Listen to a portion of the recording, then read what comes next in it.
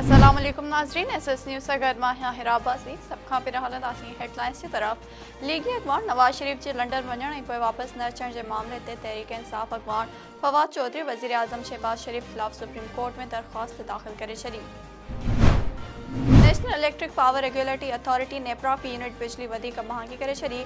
नेपरा 3 महीने के fuel price adjustment तहत बिजली 46 पैसा फी यूनिट महांगी कई है।